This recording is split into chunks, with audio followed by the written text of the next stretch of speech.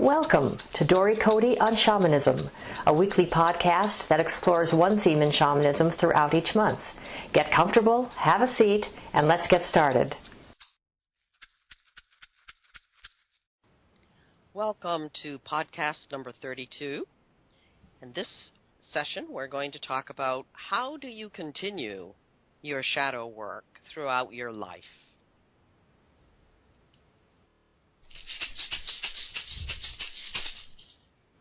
Dory, do people need to work with their shadow issues forever, or is this a one-time fix? Shadow work is a lifelong process. There is no end. There's no destination. The train never gets to the station. You're done with your shadow work when your spirit leaves your body until you're born again in another lifetime. But what is important to know is that just like other aspects of being alive in a human body, we have a need to eat, we have a need to sleep, we have a need to move our bodies. Every aspect of our being has something that it requires in order to stay alive. But if you want to stay spiritually alive, then doing shadow work is a lifelong process. Does everybody do it? No. There are, I would venture to say, probably the vast majority of humans on the earth right now are not doing their shadow work. And as a result of not doing their shadow work, there is a lot of unfortunate disease, disorder, mental disorder, depression, dysfunction, unhappy marriages, unhappy families, deep spiritual loss. And so the shadow work is intrinsically important if you want to be a whole human being. And it is a lifelong process. And once you've begun it, you'll find that you will want to continue it. Just becomes a part of who you are. It becomes a part of your daily inquiry about yourself and how you're interacting with other living beings, whether they're human or not human.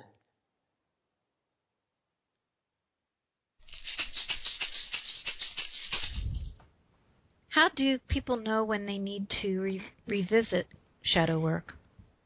Well, from my perspective, it really isn't even a decision. It's an endless route. It becomes a part of your daily recognizing who you are and how you're interacting with the world. There are times, of course, when we have events in our lives that force us to look at something, and that might push you into another level or another playing field, so to speak, of your own shadow work.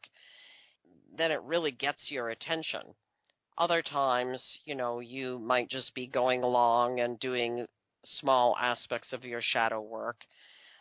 But it is an ongoing thing. I don't see it as like a start, pause, start, pause, start, pause. It's ongoing.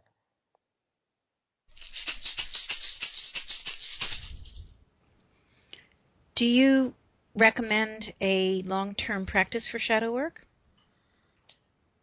Well, from a shamanic perspective, which is, of course, where I'm speaking from, anybody out there in the listening audience who is, someone who practices shamanism, I would strongly recommend that they do regular journeys in which they go to explore with their helping spirits what aspects of my shadow are showing up for me in this life event or this period of my life or in this month of, holidays or with my family or whatever the question might be. Go and explore and get insight from your helping spirits about what is the next piece that deserves your attention at this time or for which you would be helped if you paid attention. For other people who are not shamanic practitioners or don't have a shamanic journeying practice, then again, as I said in an earlier podcast, the long-term practice can be one that they develop using some other spiritual practice, whether it's meditation or a tradition or a ceremony that they perform, a spiritual ceremony that they perform on a regular basis, no matter what the roots of that ceremony are, whether they're Christian or Islamic or Muslim or Hindu or any other spiritual tradition. It doesn't matter really what the spiritual tradition is. What is important is that you have a spiritual tradition of some kind that you utilize to do this shadow work. How is a shadow different from soul loss? The shadow is very different than soul loss. In soul loss, what we're talking about is some pure essence, some piece of your soul that has left you because something traumatic happened to you. And if it were to come back, it is like one of those little nuggets that feeds your spirit, that is a part of your beingness.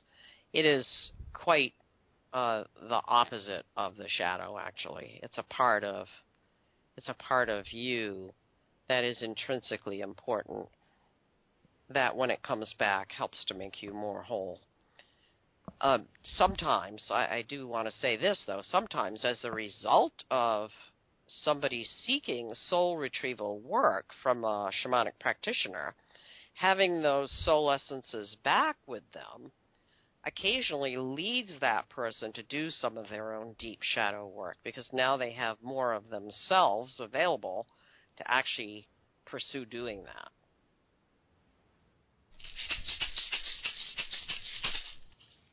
This completes our questions on how to continue work throughout your life. And does the shadow never goes away? You said that in an earlier question. Is there anything you would like to add to this?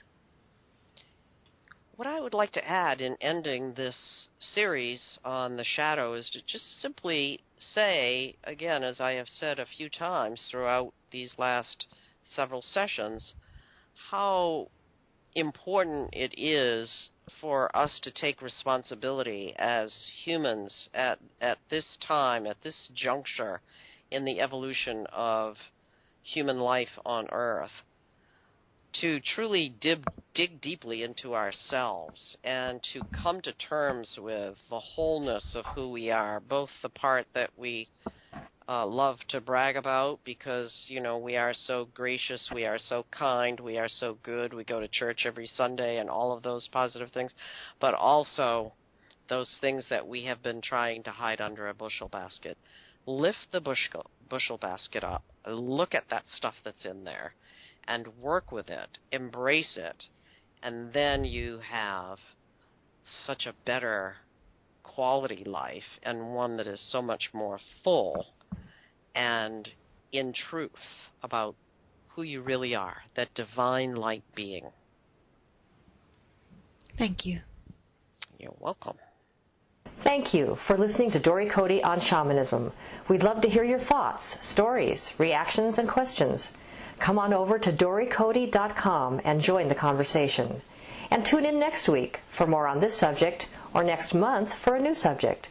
You can subscribe to this podcast in iTunes or sign up on dorycote.com to receive notices when the podcasts are posted. That's Dory, D-O-R-Y, and Cote, C-O-T-E.com. Drumming and rattling by Dory Cote and Terry Morgan.